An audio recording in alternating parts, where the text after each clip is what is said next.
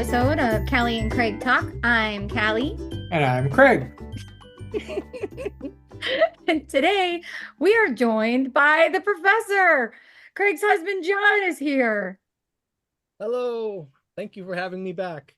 Yay. Yeah, we're so happy. We figured it was time for you to school us on something. Okay, well, I'll put my teacher hat on. And for anyone who this is your first time listening, John is the senior editor and co-owner of the publishing house, and he wears many, many hats, but we like to call him the professor because when we bring him out, he teaches us something. So today, professor, what do we want to ask John about today, bestie?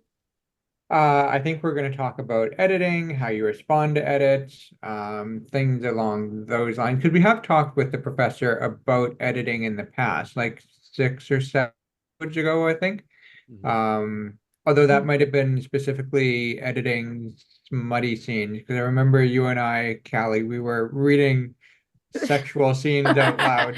Oh yeah, we were reading sex. I think the last time you had me on, we were talking about agents and queries Yes. and how that all works. Okay, so it was sex scenes, and then it was the querying episode. Okay. That's But right. we haven't done just an editing episode, right? Teaching people how to deal with edits, No, right, John? the first time.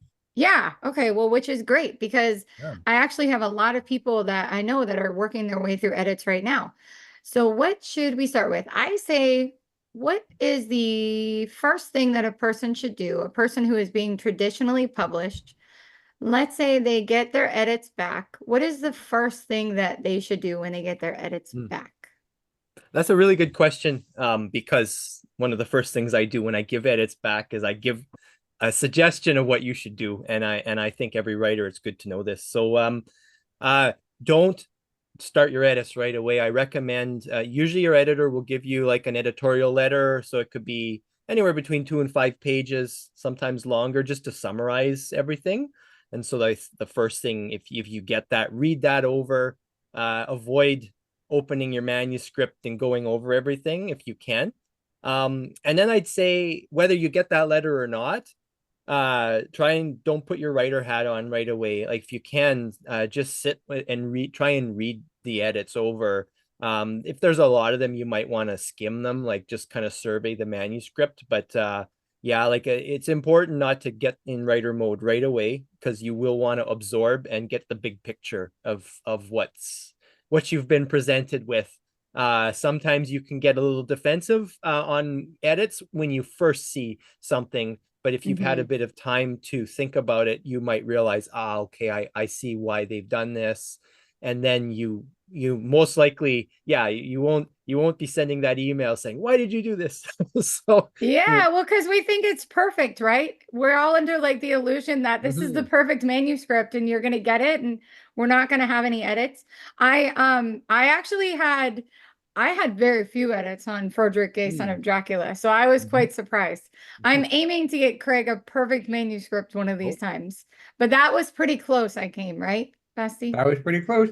To date, no one has given me a perfect manuscript. Okay, well, I There's been came some very close close. ones. Yes. You came very close. But John, I have to be honest with you. I find the advice that you're giving is probably right, but I do things opposite because when I get the edits, I have to read them right away and I have to look at the stuff and then I want to work super fast. But I guess the danger in that would be I'm not really taking the time to absorb what the person is saying. And there's probably like a reason behind what they're suggesting. I haven't really dealt with that. So I think it's hard for me to talk about it. But what do you see like big developmental things often in stories that you have to change? it will depend. So it can vary from writer to writer, and then even just individual story. Like I'd say, yeah, like that's a hard question to answer. Like everything is different. Sometimes, like obviously, if there's going to be a lot of developmental big picture stuff, that usually gets on the table right away. And like if I'm reading a book over and figuring out what's the course for edits, and I can tell that this is going to need big changes to the plot, and maybe even, yeah, maybe the whole thing has to be rewritten in a different voice. Like I've run into a situation like that. I won't start worrying about line edits and perfecting individual scenes. I'll be then instead trying to prepare. In that case, it would be just an editorial letter with very minimal stuff in the mostly what I'd be putting in the manuscript would be references to Mhm. the letter. So because I really don't like doing, say, an editorial letter where you're waving your hands and the writer's like, what do I even do? Where do I start? I Mhm. always want to give you like very clear path. Mhm. But when there's a lot of big picture stuff, like mostly it's going to be summarized in the editorial letter. And say if there's going to be a lot of chapters changing or changes to character or plot, then I'm trying to put that in the manuscript so it's very clear what part of the letter it's referring to. And of course, for the writer, you want to, when you get a letter, a general letter, you want to know your editor actually read your book too. So Mhm. that's an important thing. That's why I still do prefer to put something in the manuscript, even if it's a lot of big picture stuff, because yeah, like I don't, I have actually seen cases of this where writers that they've showed me they paid for edits with, like some company or whatever. I'm not going to name names at all, but they just were showing me and saying, is this okay? And I read it, and I'm like, I'm pretty sure that they at most skimmed your book and did a template, and Oh man. unfortunately you have to watch out as a writer. And I think writers, knowing if they're paying big money for edits, they want to see signs that you have really read your book. Yeah. So yeah, like of course, if there's line edits I can dig in right away, I love to do that. I mean, why? There's no reason to force someone to think about changing their story if nothing is wrong. But of course, yeah, if that's the case, that's what you want to do first, because you don't want to perfect everything only to find that, okay, let's delete that chapter. So Yeah, and that's a good point because you know what? I was thinking about this all wrong. Because when you guys got my story, before you went through it like line by line, you were like, mhm, hey, we need to change this to YA. So then I changed mhm. everything before Yep, you went through it. But that's that would right. have been way worse if you went through it Oh all yeah. the way through it and Yep, then we're like, change this, change this, change this, and yep, like nitpicked it. That that's right. probably would have made me just want to, well, it wouldn't have made me want to quit, but I could definitely see somebody wanting Mhm. to quit over that because that would be a lot. Yeah. Um, what do you suggest for when people get their edits back and let's just say they disagree? What about someone that disagrees with their edits? That's totally fine. In fact, I encourage people to disagree. And I do my best when I'm doing edits, and even in the editors that I train, and what I want to communicate, that we want to really come across that this is our suggestion, and back it up. Really give a good reason why you're suggesting something. Um, because the writer at the end of the day, they're in charge. They can decide what they want to do with their story. But if something's a serious editing issue, like if it's YA and there's an issue with the sex scene, for example, like you have, Mhm. there's, as we've talked about, there are rules you have to follow, and it's something on those along those lines, well, that issue has to Guidelines. be We call addressed. But those if the writer guidelines, John. Loose guidelines. yeah, yeah, and if the writer has a different way they want to do it, that's fine. But like, so the main thing is the editor, I think it's good if you suggest a very specific, like a prescription, like even Mhm. as much as you can, even specify the writing that could work, because then the writer has a good idea. But always make sure it's like, this is just suggestion. You can take none of these words, and just at least you know what I'm talking about. But if you love it, if I happen to nail, like I do my best to try and assimilate a writer's voice when I'm editing, because I want to anticipate edits that work for them. And Yeah. a lot of, I want to say maybe 70% of the time when I throw those examples down, the writer keeps them. And and then sort of just shows their editor writer relationship. You're actually doing a little bit more work on the writing front, but the difference is you're the one that decides. I have no say in whether you keep those words or not. I just, if I've done my job well and I really understand how you're writing and what you're doing, then that's a reflection that, okay, I'm getting it. And if you were mostly rejecting everything, that would concern me. I would be like, okay, I don't think I'm connecting with this writer. But mostly I don't have that problem. So I guess That's good. I'm not getting fired That is anytime good. soon. Yeah, because if you're getting a bunch of manuscripts back and Yeah. everyone's rejecting your changes, I don't see that much though. Like from our authors with our editors, I don't see that much Craig coming back with people No, rejecting a ton of stuff. There's very few things. every once in a while, someone will reject a suggestion, but like John said, as long as we're clear about what it is that's tripping us up, Mhm. then if they don't like the suggestion, they can be like, you know what, I'm going to handle it in this completely different way, Mm. and that's fine. Yeah. Yeah, Well, and absolutely. I think that that's good. I wonder, are all editors like that, you think, or are there some that are like, you have to take my suggestions? Because I know like there's been times, not with Craig, because I think Craig, I really think I always do whatever you ask. Have I ever said no to any of it? I Not, don't think not so. talking about in life. I'm talking about with Yeah, edits. I don't think so. Yeah, I don't think so. But again, like you said, Craig knows my voice. Hmm. So he's not going to suggest something that would sound like something I wouldn't say or do or Yeah. want in the manuscript. But I think that that probably, I wonder if that happens more often, John, with people who don't work closely with their editors, who have like, is that something you see a lot with a new editor and someone? So it's something that Craig and I do that, I mean, Craig and I, we share a lot of our process with editing. So you see Hmm. Craig doing a lot of things. It's also like we've compared notes on this, and there would be a Hmm. reason why Craig will be a bit more prescriptive. So some editors they've used this term symptoms, diagnosis, prescription, if you want the doctor example. And like the prescription is where you're confident enough, like what Craig will do and I will do, but a lot of editors go more on the diagnostic side. They're just trying to point out this is what's not working, and then they give you some comments, but then leave it to you to figure it out.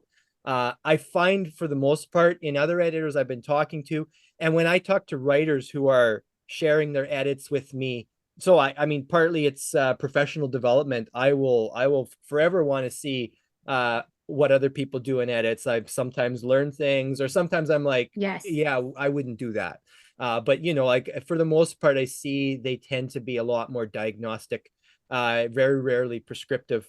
But I know for it's okay to be prescriptive, but the big thing is you have to frame it the right way. You have to be sure you're not saying, if you go and you do a big inline change and you even throw an example sentence of what could work, and you don't say this is just, I am just trying to give you an working example, and put a comment on it to say what you're doing, and then encourage the author to do their own thing. Say this is just an example. Like as long as you're presenting it that way, I think, like I know for myself as a writer, when I see someone trying to copy my writing and it's not working, I want to fix it. I'll be like, well, that's not how I'd write it. And then I would fix it to how I'd write it. And then suddenly, guess what? That editor wanted they wanted a certain issue, or they wanted a certain change. Well, I just gave it to them, but I changed it to how I want to write it. And a lot of times, yeah, a lot of writers are like that. It's as long as they can understand that you're giving them that permission, you're not telling them rewrite this part here, because I have seen, and when people have shown me their edits, like it's a concept we call voice invasion, and we were really careful on that, because when you don't pull this off, the prescriptive side, it will come across as voice invasion. And I've seen it where that encouragement wasn't given, and the writer, and in this case, I had seen someone was showing me their edits, and like they had literally just come up with other dialogues and said this character wouldn't, they changed the character like just because they Yeah. wanted. And like that is a big no like like it's getting too far. So really, a good rule of thumb is it shouldn't wander too far from what's Yeah. already there. And if it does, if you need to start coming up with story character, that's where it starts to get into, you need to make a comment to say, I can suggest this, but I think it needs a bit more, and I don't know because I'm not you. So a Yeah. good editor can find that line and be very How much careful with goes it. into training an editor? Because I've seen editors that do that. Yeah. I've seen edits. I'm not saying they've happened with our company because I love reading our edits because I like seeing, and that Mm-hmm. just like you just said, the diagnostic side, I love Yeah. reading them because I can see what people are pointing out, how it's being changed, and then the way that the writer writes it. That I love the Yeah. whole process. But I'm just curious, like how much training goes into an editor because I think that what you just talked about, what'd you say, voice invasion? Is that what you called it? Yeah, I think that that could be very easy for someone with a strong personality that was an editor to just kind of take over unintentionally because they think that their idea would be better. Do you yeah. come across that a lot or not really that often? I've seen it. I have seen it, unfortunately, and I'm be careful not to get into details, just because I don't want to Mm-hmm. make anyone feel Yeah. self-conscious. So I'm just going to say I've Mm-hmm. seen it. Yeah. And so when it comes to training, the most important thing is, like, say if I'm taking on a new editor, Mm-hmm. I really believe editors need to be free to develop their own style, and I'm not gonna there's no textbook on how to edit. The best you can do is read style manuals, read lots of books. And also I have found often the best editors are also really skilled writers. So a lot of times you'll have somebody who's published multiple books and knows their writing, and they're also freelancing as an editor. And not everyone who's a writer can be an editor, right? Because you sometimes will get that take over your story of a strong personality, like you mentioned. But yeah, like those in that case, when someone really understands the writing and all that, I usually find when I am overseeing their edits, like that is the best way to train. Give them a project and Mm-hmm. see if I mean, ahead of time there's the screening that goes in. So when I see somebody has background as a writer, has done some editing, maybe if they have examples, that's good. But for me, if I'm going to have a new editor try something on a client or one of our authors, the manuscript comes to me and I go over it. And or to, like, Craig and I both can oversee edits, so we both know what to look for Mm-hmm. and red flag. So all the editors that we have are editors who've excelled, where we have gone over many projects that they've sent to us, and we've had a chance to give them feedback. But a lot of times, the editors who are on our team, like, they were excellent. Like, so it's a rare thing, but Yeah. like, yeah. So that's we really try to just watch very closely. And one thing that also helps, if I edit a project, I will actually give that to aspiring editor or new editor, just as a reference, to be like, this is something I worked on. Feel free to look at it and copy examples. And I've seen some of our editors do that, and I love it because it's a great way to just share. Now, Uh, how would you feel if you gave them that example and then they found something that you missed and they turned around and said, well, John, it looks like you missed this and this could have been worded better here. Because isn't oh it true yeah. that, like, really, like, who is it? I think it's George R. R. Martin. Like, doesn't he write like only like a few sentences a day or something? Oh, Isn't that like the thing? yeah, Isn't I that what don't it know is, what Craig? his. He writes like 2 or 3 sentences a day or something, I Because think he's I been read. working like 12 years on his Yeah, so it's current like he book. writes them very, very slow because he's wants to make sure he's writing like the best version of every sentence. And if I'm talking wrong, I really mean no disrespect. I mean this in like I wish I had the Hmm. discipline to do it. I don't. I talk way too much to only get 2 sentences out a day. Could never happen. But I think that that's really interesting because I often find that no matter how many times I think a sentence looks right, I can always make it better. So that Hmm. would be Hmm. my next part is Hmm. like, where do you stop trying Hmm. to refine? Like when Yeah. you're editing, if someone like, because I think it's important that the advice that editors give is not too vague. Like, because could you imagine just getting like a line item that's like, make Hmm. this sound better? Yeah. Like, because then I think you could spend hours like trying to make Sure. it sound better. And who knows what would sound better, right? Yeah. I don't know. I don't know Ask a question. who said this, but I've heard it before in editing circles, and it's writing is never finished; it's just published. and and and so, but that's not at all meant to imply that being published, you're publishing bad stuff. The publishing process is designed to bring in the best skill you have to narrow on the outstanding things that each editor in line is going to bring their skill set in and their eyes. And yeah, that's just the reality that if I had assigned a different team of editors, or if it was a different company with radically different editing philosophy, and those editors were on that book, it's going to be a different book. So everyone is going to have some different things that they Mm-hmm. will a pinpoint. So I would, you know what, honestly, if somebody looked at my edits and corrected me, I'd kind of be delighted. I mean, it would depend on what they're correcting me on, it as to whether I'm personally horrified, like how did I mess up? But honestly, like just because I'm the senior editor, that's the role I have in the company. I'm not above being taught by someone who has just Yeah. come on as an editor. Why not? Like that's how I learn. I think no matter who you're interacting with, you can learn something from them. So, Yeah. uh, Bessie, you didn't hear me. I told you I mumbled it, so it's probably going to come through on the podcast, so I'm not taking it out. I'm leaving this all in. Okay. It's your turn. You need to ask your hubby a Okay. question. Yeah, I do have a question. I've been thinking oh, about one. So Hmm. what we've touched briefly on this, but when an author receives an edit, there can be a whole range of like emotional yeah. reactions. Some people are like, "Oh my God, I'm so excited. I love doing edit." Hmm. Some people are like, um, they're challenging the edits, like this editor doesn't Hmm. understand, this is my story. Then there's also some people take it, I've certainly done this before, some people take it very personally. Like, am I a good writer? Like all these Yeah. edits show all the things that I'm doing wrong. So clearly I'm not a good writer. I was wondering if you had some suggestions or guidance for how someone might manage that emotional reaction they have to edits. Hmm.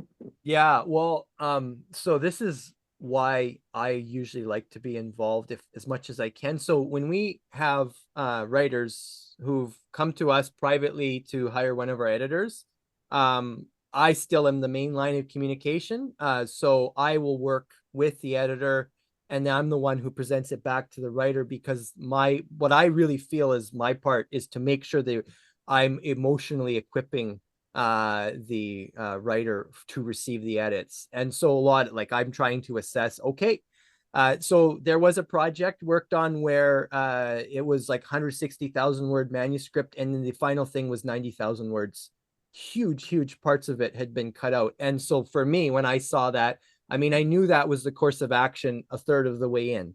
But my first thing is, okay, my biggest job here is obviously I'm going to make sure the edits are presented well, but also I need to come up with a game plan to help the writer through. And so I think a good editor will help you with that. If you don't have that, I don't know. It's a hard one. Like, unfortunately, it's why a lot of writers find editing can be hell. I mean, I've Yeah. heard the term, you've heard the term editing hell. And so it can mean different things, but I think unfortunately, a lot of times the way editing has been done, you just get the edits, and the publisher and the editor, they're all on this sort of pedestal, and you're scared to disagree with them, and you might go through a roller coaster. And I think for our part, I think we really don't want authors to go through that. So I feel like Yeah. that's one place where we're very unique. And I hope that, I mean, I know there are other editors who have the same ethics, so I mean they do exist, but for me Hmm. it's like, yeah, I think dealing with the emotional part, like good communication with your editor, and having an editor who really cares about that and wants to make sure you get through the revisions. It's not like, here's your edits, good Well, luck, yeah, and I you think that know. it probably like for most new authors, I don't know about experienced authors, but I think for a new author, maybe experienced authors too, but I think it feels a little bit like it's your first review. So it's Right, like the first yeah, person who's read your book. So you have like these high hopes that you're gonna get yeah, back like hey, everything is great. But really, it's like it's not meant to be critical, like to yes, hurt you. It's meant to make it better because if the editor has it, right, assuming that you're going the traditionally published route, mhm, they're already a part of the team that wants to sign the book. So they've already mhm, told you your book is good. So their job is just to make it the best version and to make your voice sound right the best. But mhm, I wonder if that's why it hurts so much when you get them sometimes, because mm, you just take it as like a reflection. And then yeah, I've seen a couple of people that they fall, it hurts them a lot and it takes them a while to get out of it. I've seen people take months with yeah, edits yep, just since starting this. I've seen it. And that's okay. And yeah, luckily at yeah, our publishing house, it's okay because we don't have timelines. So people right, can take, despite what Callie wants, we don't have timelines for well, yeah. anything. So people can take as much time as they want. Um, but yeah, I think, John, what would be so like you said, if we go back to what we started with, the first question was, what do we do when we get the edits? What would be the second page? Now you've taken your breath, you've waited the time, right? You've soaked it all in. So now where do we go? Okay, well, you mentioned something earlier that I was going to mention this, so I'm Hmm. glad you circled back. Hmm. Because being the writer who jumps in right away as opposed to waiting and letting it sink in. Oh, So me, let's yeah. say you did let it sink in. When it is time to start writing, what I recommend to give yourself, I really, it's important you feel empowered and not overwhelmed. So one tactic that works is to actually go over your edits, and you almost want to separate them into three categories.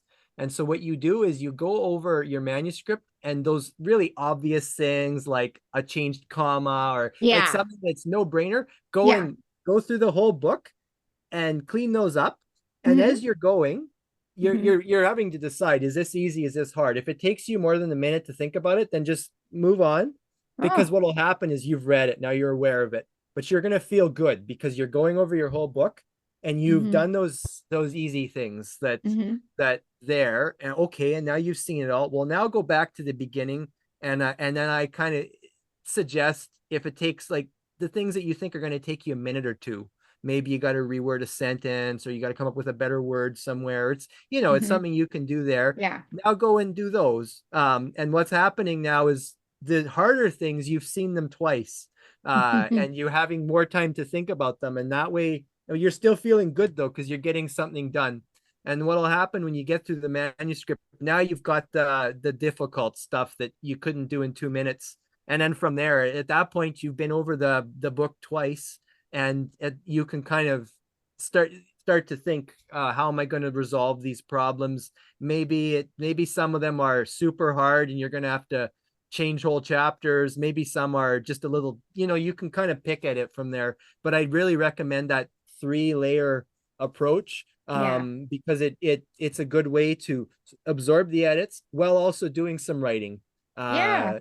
And also, if you have read it over and done, as say, I suggest don't dive in right away. Well, when it comes time, you're still going to be like, well, where do I start? And so regardless of how you whether you sit with it before diving in or dive in right away, that 3-layer approach to the writing is a really good way to just feel Yeah. empowered, to feel like you're getting something done and not overwhelmed, because that's a big thing, is the overwhelm. When you have, like, I don't know, sometimes you might have thousands of edits, and they're little things, or like that. But if you see 1,000 edits show up in the manuscript, you're going to be like, what do I do? Every page is read. So, Yeah, I like that approach. That's a good approach. And like you said, it can be used for, people like me who jump right in or people who don't. yeah, Because either yeah, way, yeah.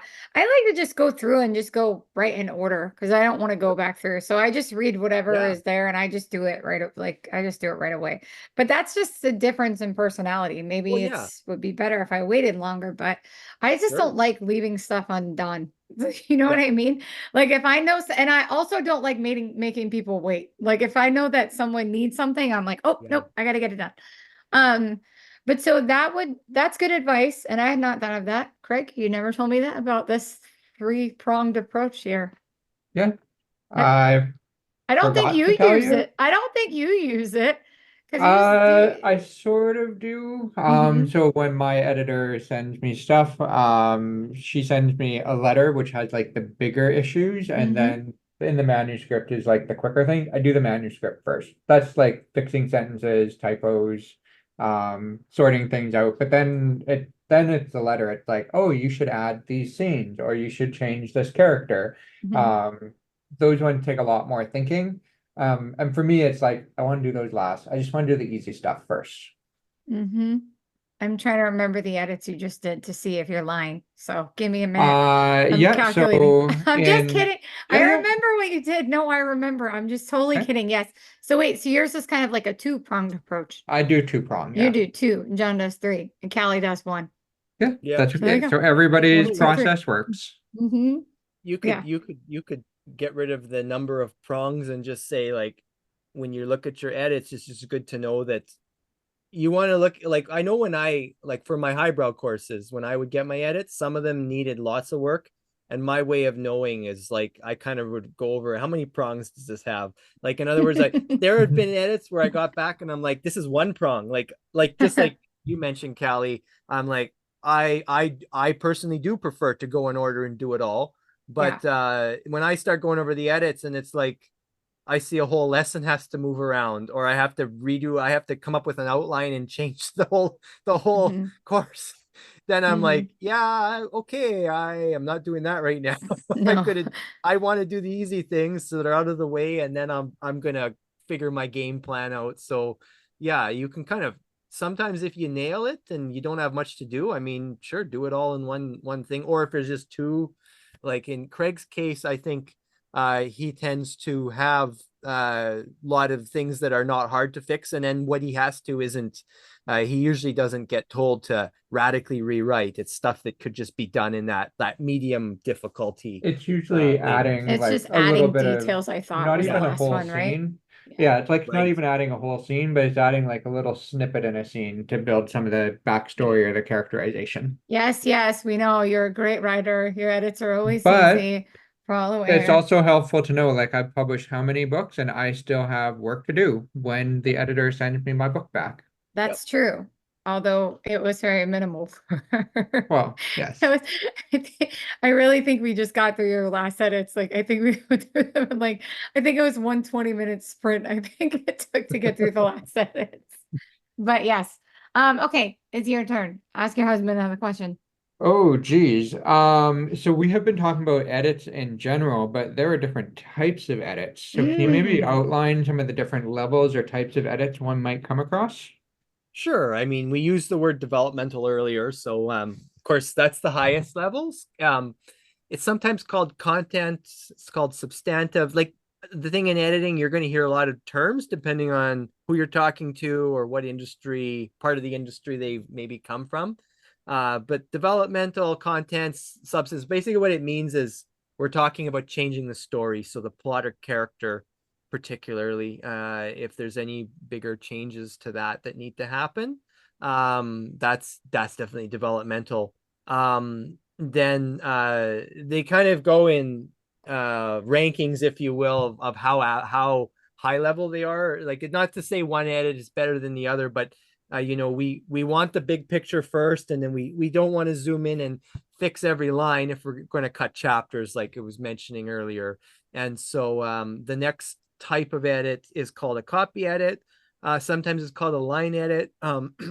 I've usually I when I if I use line edit, I'm usually referring to the fact that you have changed a lot of things in line. So you're going to see a lot of strikeouts and sentence moved around. And copy edit is just more a better term to talk about that. Basically, the type of edit where you're not changing story, you're more so changing. You might do some changes to narration, and you're focusing on the line by line wording and getting into the trenches there. So yeah, and so that's the second stage, and then the final one is called a proofread. In an ideal world, you'll have three different editors who you'll have one for each, although copy edit proofreading can be combined Mhm. in one if a manuscript is very clean and hasn't needed a lot of developmental work. Mhm. The person doing that developmental edit might be able to do some copy editing where they're just fixing up a few confusing sentences or those sorts of things, and then they will usually recommend whether what they think would need to be done. So I've had somebody did developmental edit say, yep, I think this could just use a proofread. I don't really think it needs a thorough copy edit. But in it, and there's cases where lots and lots of moving around, and it's like, yeah, this needs a copy edit to follow up what I did. And then when Mhm. we hear that, it's like, okay, we're going to have a third editor come in Mhm. to do the proofread after the copy edit, because the copy edit will itself have a lot of moving around if the Mhm. wording really needs to get polished and rearranged and that kind of stuff. Mhm. So really there's three stages. But you're going to hear lots of terms thrown around, so that's why you might hear content edit, you might hear line edit, you might hear substantive edit, but ultimately they will refer to somewhere in these three stages, depending on Mm. which you're talking to. And also sometimes it might depend on the nature of the manuscript itself. So like I said, line edit might be if somebody just sends me their book and says, I don't have a lot of money for edits. Can you edit it for me? What would you do?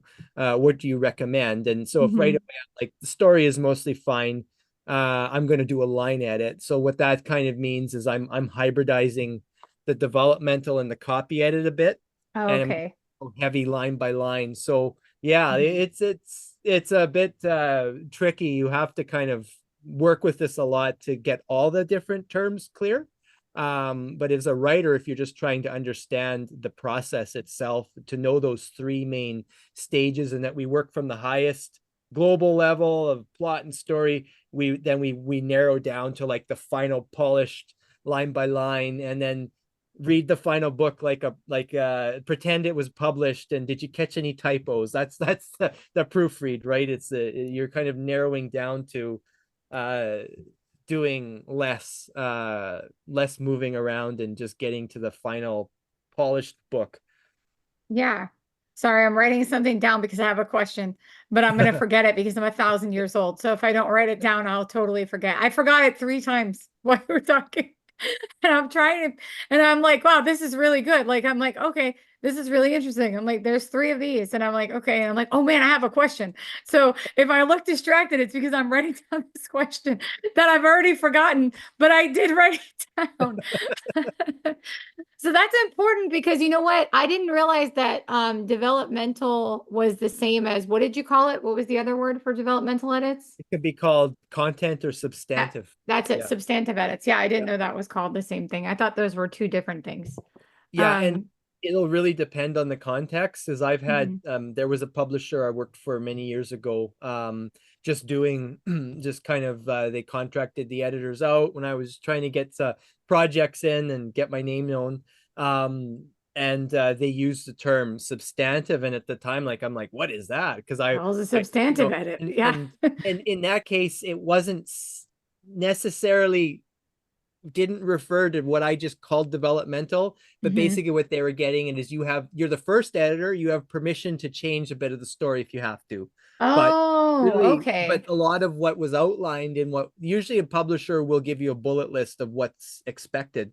And I mean, so at the end of the day, any job you're on, if you're working for somebody, they should have a list of specifications and you go on that. But based on the list they gave me and what I know about editing now, it was a bit of a hybrid of a copy edit and a developmental, where they were kind of not encouraging you to go as like in a developmental edit, you can really move a lot of stuff around. You can get quite you can really go to town on changing the story. And in the case of when a publisher has contracted a book, and if they only have two editors they can afford, Hmm. they might kind of be like, really only change things that are like there's something so wrong with this, that like a plot hole, some Hmm. huge plot hole, or something that you're sure if this gets through to the reader, they are going to be like, what, Hmm. like they're going for that. Whereas if a writer just say came to us privately and said, I want a developmental edit, I want to improve the story, so there's no contract, they have the Hmm. budget, what Hmm. we're going to come in a little bit heavier with a little bit more that we can do. We'll analyze the story a bit deeper, and we might Hmm. be giving things that aren't like the get rid of that what the hell reaction that Yeah. your readers might have. And instead it's like you want to be like, okay, this was good, let's make this excellent, and I'd suggest that, so Yeah. um so it really depends on the context in which you'll hear it. And content and substantive, I tend to hear more if you're with a smaller publisher where they don't have a big budget for edits and they're Hmm. narrowing it down, those terms tend to get used a little bit more. Hmm. So that will bring me to, I have two questions. Oh. First question is, when it comes to substantive edits Hmm. or developmental edits, Mhm. do you think that everyone needs those? What about two experienced writers Hmm. who one is who, who one is also an editor maybe a publisher. Do you think if those people were writing a story together, do you think they It's could skip going. developmental edits? Because we're totally skipping developmental edits. Purely a theoretical But, question. sorry, not us. If Friend of there a were friend. these two people, Oh, this friend of the friend. if Yeah, these I two mean, people existed, right, and they yeah, work very closely together, okay. they have similar lines of thinking. The story is basically, super cohesive. It's a great story. But these people, they don't think they need a developmental editor. Well, Do you think okay. everyone needs a developmental Okay, so there's another so term we we can can tell use. our friends? Sure. Okay, so you can tell your friends this is good news. And sometimes so this is not a type of editing, but sometimes rather than say the developmental editor, I will just call it the first editor, because the Mm, idea is that the first person looking at a book should be thinking it. They know that at this point, if there's anything story related that has to get addressed, now's mhm, the time. We don't wait for proofreading. It gets mhm, addressed now. So what that assessment would, I mean, an editor who, if they know they're the first person looking at a story, they are reading along and they are thinking developmental, more like a checklist, just being aware that, if there's something like, okay, I'll give you an example, yeah, a good example. If you're writing a romance and you decide to kill off a love interest, they're and not going like to do that's a that. big no-no. That's a like that you're really treading Mhm, dangerous water if you choose to do that. And so let's just say the first editor looks at this book and is going over it. They know the genre, they're really anticipating the reader, and that happens. Well, in that case, even if they were told this is very skilled writers, don't worry, you don't need to do it, just fix typos. If somebody sent me a book and told me just fix typos and I saw that, I mean, I wouldn't be able to not say, by the way, mhm. like, I know Yeah. I focused, here's your edits, I went over and I fixed typos, but just knowing this genre, I saw you did this, and I mean, I would give the example of, I knew of an author who did that, and it was disastrous for, Yeah. and a big regret. But unfortunately, at the time I was just getting started, I didn't know the genre as well, and so that was how I learned that lesson Hmm. many years ago. So like, I would give the example rather than say you can't do this.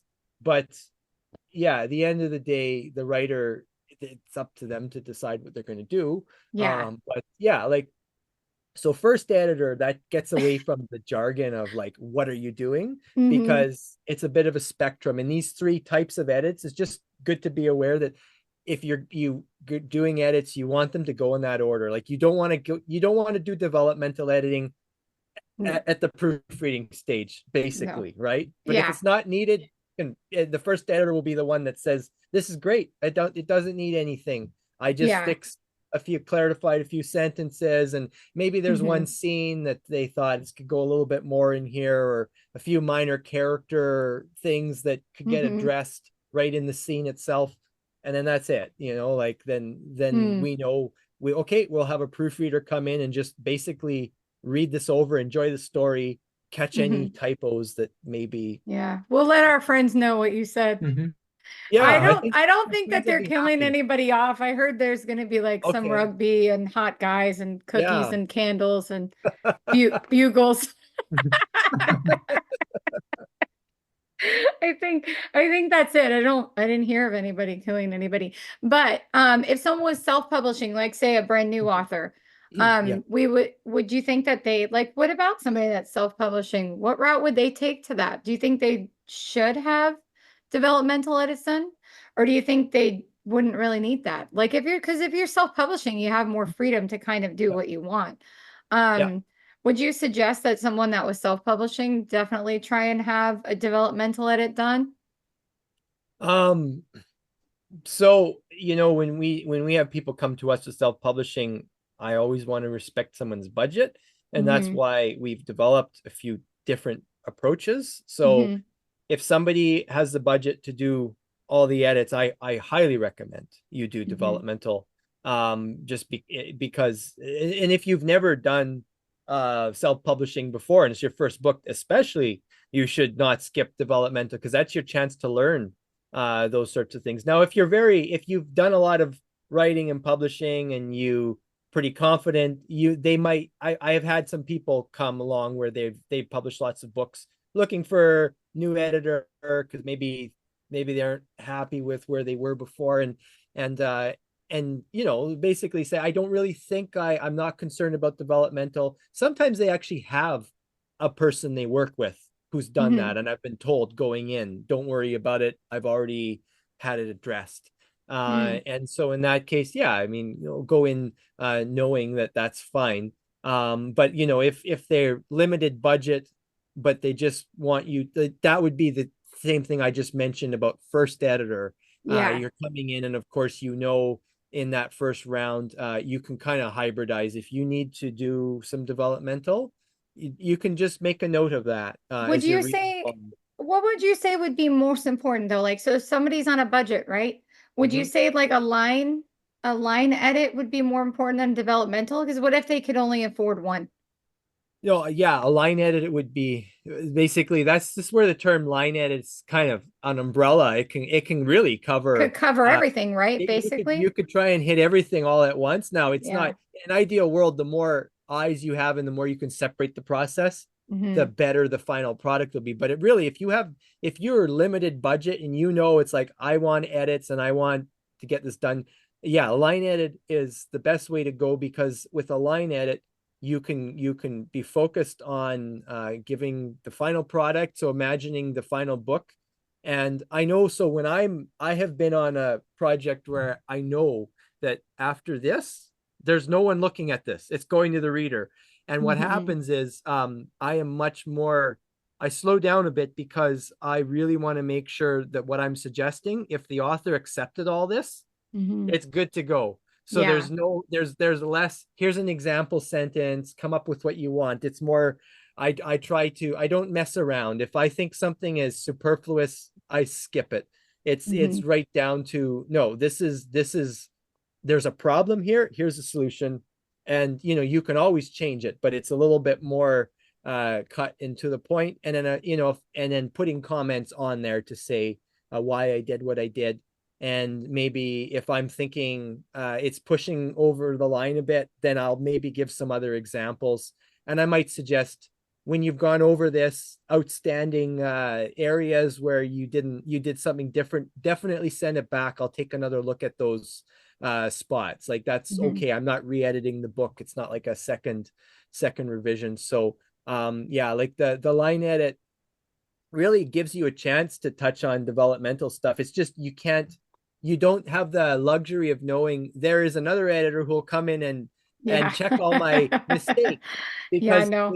when you're moving sentences around and changing paragraphs and giving lots of examples of, like that, that's a bit fun in developmental edit, because it's just getting thrown there to the writer to have fun. You're trying to spark their creativity, and you're giving them fuel for that, right? Yeah. And so that's the nice thing about doing it that way. But when you're doing the line edit, you don't you're it's a little tighter. So you kind of adapt to the It'd take a project. long time, right? Like, how long would I mean, I guess it's all relative to the Yeah. story and how many edits they need, but roughly Yeah. how long would like a line edit take on 100,000 word manuscript, you Well, think? I did one that was not 100. It was in the 90s, like 90 something thousand, and it took me, I think it was 46 hours. It was a that's I want to say that was a little bit on the heavier side, but not as heavy. Like, I have gone heavier. Like, so Yeah. most of the work was to the narration, but also knowing there was a bit of a context to this, and that this book was getting shown to a publisher, Oh. and they really wanted a good polish on it. And so I knew it's not the final book going to print, but I also yeah, I knew that there's it really needs to be as final as possible. Hmm. And so I spent a bit more time, like, not messing around with here, you could try this, try this. I was like, no, let's give the exact best thing, because I know this writer had like a few days after I sent it. They had a few days before the publisher was looking at it. It was a very tight thing. And so Yeah. I basically, yeah, I was like, I think it was March or something. So it was still, it wasn't the garden yet. And I had my humidifier on in the living room, and I just sat there for 8, 9 hours and developed all these neck problems sitting at the computer. But it was like, it was also, I was like, I'm kind of enchanted by this story. It was a uh, fun process. yeah, but you got it done. Oh yeah, I had to get it done that week, and and then, but knowing that it had to be very final, like, yeah, it's a little bit more time consuming because you have to go back and sometimes re-edit your edits and Hmm. improve them, and that can slow you down a bit. But I'll tell you what, I know I can't think of any writer who's seen edits at that level of detail where they're Hmm. not like, okay, this person did they're telling me it took 46 hours. I have no doubt. Like, Yeah. you see that. Whereas if you look at your manuscript and there's comma here, space here, and you're like, really? That took 30 hours? I don't believe you. Like, Yeah. like when you see it so thorough and well thought out, like I can't think of any writer that doesn't like super appreciate that and be like, this is the person I want editing all my books in the future. Well, yeah, you earn some trust there because they can tell that you've actually gone through it. So for Right. sure. Yeah. What do you think about after you finish edits, right? So we went through all the steps. So you do your three-prong approach and you get all your edits done. Do you then suggest that that person, because I know we all read our stories like 50,000 times. Honestly, like I don't even know how many times you end up reading your whole story. I know for me it's a lot. Do you suggest that that person reread it all the way through? Or Mhm. do you ever suggest that they show it to someone other than their editor? Because I feel like you could really screw up by showing it to someone that's not your editor at that point. You know what I mean? Yeah, Because then you that's might change something and then you show it to someone that's not the editor and they're like, why'd the editor have you change that? And then you mhm. have all these voices telling you different stuff. So do you suggest showing it to anybody in between that process, in between those stages or no? My recommendation would be just to be careful with it. I mean, there are some times where I know people have like a supportive spouse who reads all their stuff, and that's their process. And I had one author that I worked with where that was his process, and it just helped give him the emotional support to know Mm-hmm. that he wasn't the only one dealing with it. And sometimes he couldn't look at the edits right away. It's like, wait until his wife looked at them. But and it worked. I didn't even know that was part of the process till near the end when he's like, okay, I'm getting exhausted and my wife is getting exhausted. I'm like, oh, okay. Then I understood the process, but I would have never known, right? And Mm-hmm.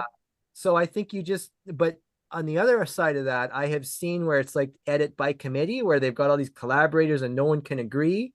And then they're getting all these different things and it just gets more confusing. And I don't think that makes it harder, honestly. Like Yeah. I can think of in particular, I can think of something I've worked on where I saw that happening, and it was really difficult to justify the edits because you almost feel like you got all these different experts weighing in on different areas, and it made Yeah. it harder. In this case, that project, those people were more experts on the subject, and it really did, in the end, help the project. But it was Mm-hmm. hard. It was a lot harder going, that's for sure. Like Yeah. if you bring other people in, it's definitely going to make it harder. As far as reading it over again, we always give as a final step with authors, we try to give them the arc. So basically the book is fully formatted. So arc stands for advanced review copy, and it's basically ready to go to reviewers before it's published. And we give the authors that for a period of time and recommend read it over. It's like, because at that point the edits are done, and that's the best time to just sit with your book and be like, are you ready for this to go out to the world? Read it over, and if there's anything at all that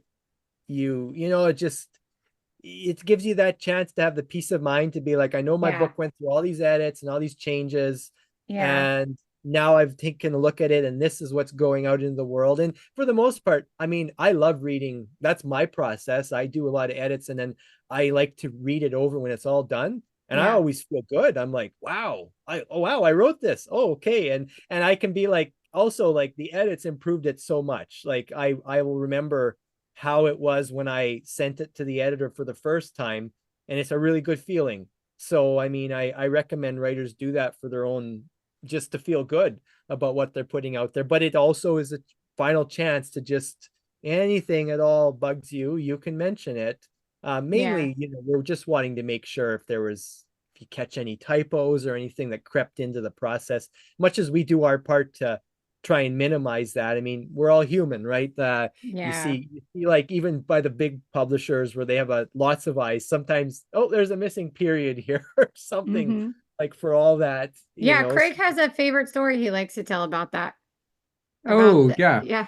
Yeah. Did we John and already I, tell it on the podcast? I don't know if we I'm did. not We've sure. done so many episodes. I don't know if we told it. Go ahead and tell it, Bessie. Yeah, Take the mic. sure. John and I were at a book launch, not a book launch, a book tour. So this was the author's like fifth or sixth stop in like their national tour. They're published by a big publisher. So the book would have seen many, many editors, and she had read this section many, many times because we were in the middle of the tour, and I'm sure she also rehearsed it many times before the tour started. And she opens it to page one. She starts reading, she pauses, and said, "Oh, there's a typo on page one. I have never seen this before." So I love they, that uh, story.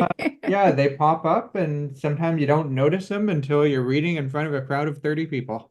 It And honestly, happens. that thing with typos, as much as, it's like, oh crap, there's a typo. When it comes to readers feeling the book is unprofessional and like really like low standards or whatever, we're talking about like every page typo or some really egregious thing. And you see that, then you're like, yeah, this, whoever published this was not edited. Whereas you read this long 300-page book or whatever, and you find two, three typos, you're like, okay, I see human beings were involved in this. Like, like Yes. it just stands out as being like, oh, I actually found a typo. Look at that. I didn't think I'd see this. I Like, don't and know. We go ahead. Sorry. Mhm. go ahead. I was just saying, people see that, they're like, oh well. In video games, we have some that are worth a lot of money because there are typos on the back of the case. Oh So yeah. like we have my husband has a PlayStation game. I don't know which game it is. I don't remember the name, but there's a typo on the back.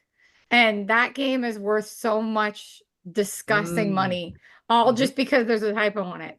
So like he laughed because I'm like, oh, like if I find a typo and he's like, save it. He's like, save that copy, put it in the closet. It's worth so much money, which it won't be worth that. But I think that's funny because there are people who actually want that for Sure. whatever reason. I don't know why, but they Yeah. do. So if I'm like ever in trouble, I have this video game I could sell and make a lot of money. But yeah, I think it's true that what you said that yeah, there are going to be typos, and if it's not every single page, then yeah, I mean, human Yeah. beings were involved. And there isn't like a really good, I talked to Craig about this before too. There isn't like a really good program that really scans for actual errors. I mean, because like Craig and I have been doing a document, and sometimes it'll tell us, a comma goes here, and Craig's like, comma doesn't go there, or it does go there, and we'll put it there. And then 5 seconds later, it'll tell us to take it out, or it'll tell us to put it back. And we're like, what the hell? So a lot of times the editing software doesn't know what it's doing. So I wouldn't Yep. expect a human being to be able to do something perfectly either.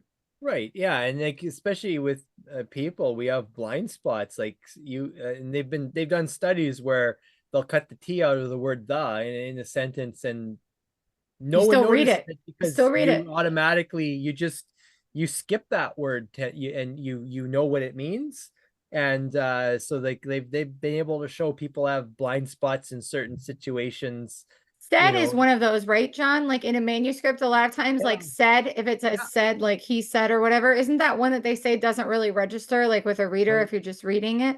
Yep, it's kind of invisible. Like all that happens is you're just like you just that speaker. It's like Yeah. you just immediately visualize whatever the name of the person is that with a said was part of. But if they spelt it SIAD or something, or SD, or they arrange letters, and like you might notice it, but there's a good chance you didn't even really, you just zipped right over, and all you saw was the character's name. Mm-hmm. And even then, you maybe even didn't read the character's name. You just saw enough to see who's speaking, because that's another reason why there are times when you name your characters, editors will tell you they should have very unique names. Does not start with the same letter, because when Yes, you people are told me rapid that. reading dialogue, they want to zip along, and they're maybe only looking at the first letter of the name, and they want to visualize. You don't want to have to do any gymnastics to who's speaking. Like, you want to see Mm-hmm. it like a movie. You So told me that before when I was working on the Mhm. pirate novel, because I said it was, well, first of all, I just brought the pirate novel up to my husband today, and I don't even remember the main character's name. So I still don't know if it's Victor or Vincent, but it was going to be Victor and Vincent. And you were like, Right. do you remember that? And you said, Yeah. something I learned a long time ago is not to have the same first letter for two main characters, which Right. I didn't, but now I also don't remember who the main character is. Yeah, well, it's funny. I remember when I was a teenager and I first read Lord of the Rings, there's Sauron, of course, the Dark Lord, and Yes. this whole part where there's Saruman. And Yes.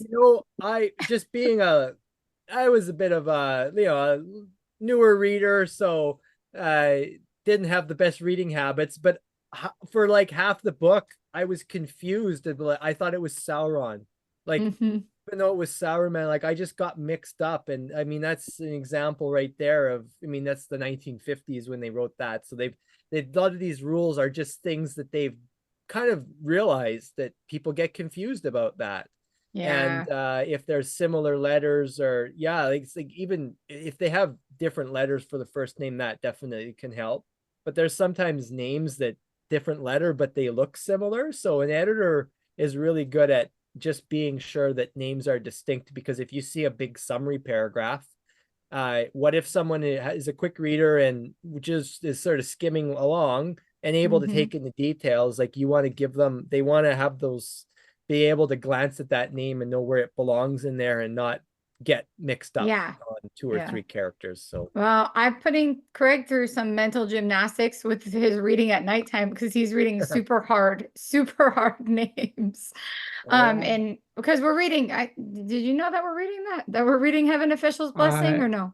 I haven't told him what we're reading. Okay. oh, Well, okay. that's what we're reading, but there's like really, was I not supposed to say Oh no, that? that's It fine. doesn't matter, Not a right? Yeah. secret. No. Yeah, no. But I'm like, God, we've been reading this book for like a month now. But the names in there are extremely hard to pronounce. And sometimes some people have two names, and so those they're kind of hard to track, which is a whole different problem than what you're talking about. But there's Mhm. really not any mixing them up. There's more that there are so many names that you don't know who is who at some Mhm. points, right? Is that how Yep. you feel? Yeah, yeah, Yeah. yeah. Whereas I reread Crime and Punishment a couple years ago, and it reminded me that in Russian literature, at least older Russian literature, like characters have multiple names and then they have names that they're known by, and sometimes it's just in that book, I think there's like two or three characters that have the same name Oh as my well. gosh. And it was Yeah, very confusing to keep straight yeah, who's who and all that. Yeah. yeah, yeah. This is where genre is important too, because if it's literary fiction, like, right away they're assuming that this basically, like, people reading it almost for their high school or their university English study, where they're going back, they're going to cite things, they're thinking about it. But if you did that in kind of the more commercial genres, like, where you're wanting to just enjoy the story and follow it along, yeah, like, those multiple names is gonna ruin the experience. But Yeah. something like literary fiction, that kind of thing, you could assume that, if someone has multiple names, they're gonna be like, what's the meaning of that? Or they have it written down in a document somewhere, all the names of this character, right? So Hmm. yeah, I mean, it goes to show, these sorts of things, there's rules, but then there's also the context of where they come in. Yeah. And it's good to know that. Do you have to, we need to probably wrap up because you guys have to still eat dinner and Craig and I still have more work to do. And then our friends have to write their story later. Um, but I wanted to ask you that as I think that's going to be my last one, Craig, if you have another one after this. Do you often have to tell people to change names and characters? Does that come up very often or not really? Not as much. Yeah, I mean it's one of those things, and it comes up. It's just like any other editing issue. Hmm. It'll be very obvious to me. I usually find that when I'm editing, whatever needs to be addressed, it just stands out. And so sometimes I have actually run into that. I can't think offhand of it. Like I don't think of it as being a major thing that happens every book. Hmm. I just know there's been a few projects where yeah, I remember that oftentimes it's like a secondary character name. Yeah. That's what I often find when because with secondary characters, you've got your main and you're just trying to come up with names, and then you might not realize that, oh, this is very similar to someone else. Uh, Yeah. so I That's what tend to I find, see sometimes is that sometimes right. a character will be like a movie, character from a movie. Like, Oh and then they follow almost the same role in the book. And I'm like, I don't think this person meant to do this, but I wonder if they know that this character is exactly like that yeah, character. So in yeah. that sense, would you say to change it, or would you just give them creative control and just say, it's no big deal if it kind of mirrors a character from a movie? Give you an Just example. depends I on, could give yeah, you an it depends. example if you want. I give you an example, but it's kind of late. So maybe we'll do that after after. Yeah. Well, I mean, and I was just gonna say that would just depend on how obvious it is. Like there's sometimes where something just draws on something from a movie, and that's okay. But if I feel like, and whether it's a character or it's just a part of the plot or something, I'm like, this is way too similar to like literally you get to this scene and your reader who knows this movie is gonna be like, this is like literally that movie. Then Yeah. then we need to address that because that starts to border into the same area as cliche. Hmm. It's in that case, it's kind of like could be cliched plot or just yeah, like you're carbon copying something that everyone's going to know. You're Yeah. trying to think of there was something where I can't think offhand what it was, but I it was one of my books. Hmm. I had somebody beta reading it, and I quoted something from Star Trek. I can't remember what it was, but I didn't realize it was a Star Trek quote. And they kind of in the comment quoted it, and I'm like, "What? What are you?" I thought they were teasing me. I looked it up, and I'm like, "Oh, okay, all right. I won't say that then." Well, those like sneak in there sometimes, I Oh think. yeah, Who especially was if you. that we were talking? Didn't we do an interview recently with somebody that said, I think it was AGR we were talking to recently, and he Mm, was saying that he can't watch TV or something because it would creep in, like the Yeah. lines would oh yeah, start creeping into it. Yeah, I Yeah. had a character that's it's not out yet, but there is a love triangle in one of the books I was writing. And the character was going to be named Jacob. But Jacob is a notorious name for being the loser in a love triangle. So like oh for shit, Twilight, and there's like two yeah, other stories. So like right, if there's a love triangle and there's a yeah, Jacob in it, Jacob's usually gonna lose. So I'm yeah, like, oh, we can't have him named Jacob. But even though he did lose, that guy does lose. So it was fitting. But at the same time, I was like, oh yeah, it yeah, just feels like Jacobs are always the losers in love right. triangles. So That's I the didn't kind want of to do thing that. that I would say that's a writer like if something like that came on the table, that would Mhm. be more a writer's choice. That's not as Yeah. an editor, I wouldn't mind if there's a Jacob and I knew that okay, there's been many movies or whatever where that name I would say, well, maybe you're going to surprise your readers expecting this and you're going to do something different. So, but ultimately, I'd say it's up to you as the writer. If you're like, no, I don't even want this association, well, Yeah. then That's that's what I did. more your That's what I call. did. Yeah. I was like, yeah, no. And my husband was like, I don't think anyone is going to make that correlation. I'm like, not a chance I'm willing to take. He's no Yeah. longer named Jacob. He has a Right. new name. So, but probably nobody would have even thought of it, or somebody would have, and they would have been like, oh yeah, Jacob, he's gonna lose this battle, guaranteed. What if the Mm. other guy's name was Edward? Then we would have known for sure. Yeah. He Then it's wasn't. getting The other guy's close. name is not Edward, Yeah. but yeah. And they're also not a vampire and a werewolf, but you know what I mean? It's just there's some Yeah. names that I feel like just become like Yeah. synonymous with things. Sure. So anyway, but yeah, I think those are all well, they're not all my questions. So obviously we'll have to have you back again because we always have questions for Well, you. I But love being on here. yeah, So, what do you have? You have anything else for you, Uh, man? I don't really have a final question, but we could pressure him with the final thing that we make oh, guests do. All right. We So should. I think we've made you do this before, John. For John, sure. what is your final thought for the day for this podcast episode? Mm. Oh, let me, Make you it know, do good. I No go off editing on my what you say. intuition or do I try and think of a good one? I don't Uh, know, but Callie doesn't do edits anymore. So that's right. whatever Yeah, it don't worry. is. I won't sit here and stroke my chin going, yeah. Um, let's see. Well, I know we're talking a lot about the different types of edits and like do people I think just generally maybe this is to the writers out there who've never been edited and are considering whether or not they need an editor or just uncertain of it. um take I recommend you get to know as many of your writer friends as you can and ask them about their experience with editing, and you can even treat it like a little project where you interview them almost, or meet them in Zoom or in person if they're in your area, and find out a bit about their experience with editing. Maybe also a lot of times when you know someone else's editor and that they really can tell you they're good and worthwhile, that can really help.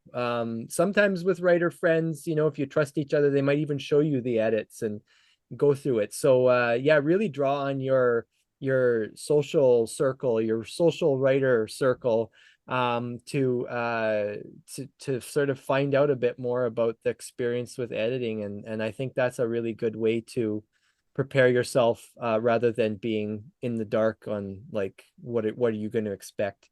Yeah, I think that's a good idea. I think that's great advice. Great final thought.